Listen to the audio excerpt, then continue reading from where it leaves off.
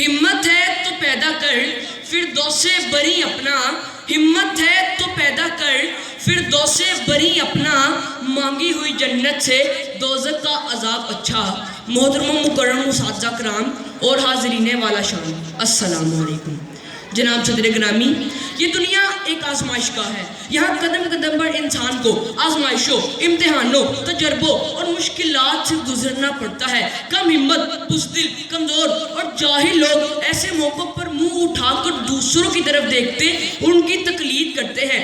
وہ اس مقولے پر عمل پیرا ہو رہے ہوتے ہیں کہ بجا کہے جسے عالم اسے بجا سمجھو، لیکن در حقیقت وہ اپنی کمزوری، بزدلی، کم ہمتی، سستی اور اپنے مردہ جذبوں کا اظہار کر رہے ہوتے ہیں، جبکہ ان کے مقابلے میں ذہین، بہادر، باہمت اور بلند حوصلہ انسان ایسے حالات میں خود پر اعتماد کرتے ہیں اور اللہ کی دی ہوئی صلاحیتوں کو بروئے کار لا کر اپنے راستے اور اپنی منزل خود بناتے ہیں۔ وہ کسی کی پیروی یا تقلید کرنے کی بجائے دوسروں کی رہنمائی اور امامت کے فرائض سر انجام دیتے ہیں۔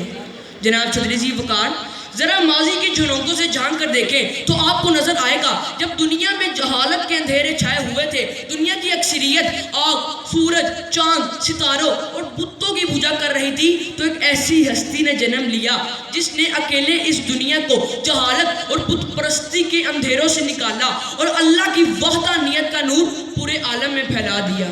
جناب علی، دور نہ جائیے، صرف ایک صدی پہلے ایک دبلے پتلے انسان جس کا نام محمد علی جناح تھا، اپنے نئے ارادے، اپنے نئے عزم اور اپنی نئی سوچ کے ساتھ دنیا کے نقشے پر پاکستان نام کی اسلامی مملکت کا اضافہ کیا۔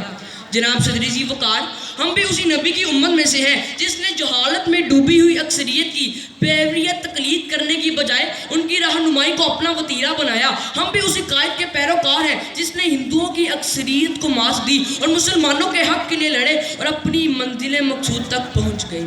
جناب علی، چلیں دور نہیں جاتے، آج کی بات کرتے ہیں، سالوں کی نہیں مہینوں کی بات کرتے ہیں، دنوں کی نہیں لمحوں کی بات کرتے ہیں، دنیا کی نہیں ملک کی بات کرتے ہیں، سماج کی نہیں سیاست کی بات کرتے ہیں، عام بندے کی نہیں وزیر اعظم کی بات کرتے ہیں۔ لوگوں کے جمع غفیر نے وزیر اعظم منتخب کیا، لیکن جب کرپشن اور بے ایمانی کی بات آئی تو عدلیہ کی قلم کی ایک جنبش نے اسے گھر بھیج دیا، اور اب کہتے پھر رہے ہیں مجھے کیوں نکالا، مجھے کیوں نکالا، مجھے کیوں نکالا۔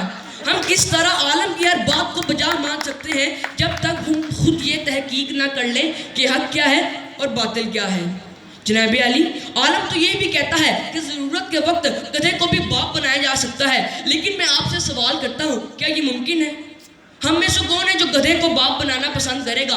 ہاں میرے طالب علم ساتھی جو اکثریت کی تقلید کرنا پسند کرتے ہیں، اگر وہ چاہیں تو گدھے کو باپ بنا سکتے ہیں، لیکن یہ بات یاد رکھیں جناب علی، اگر ایسا ہوا تو پھر اس پنڈال سے انسانوں کی نہیں ڈھینچو ڈھینچو کی آوازیں آئیں گی۔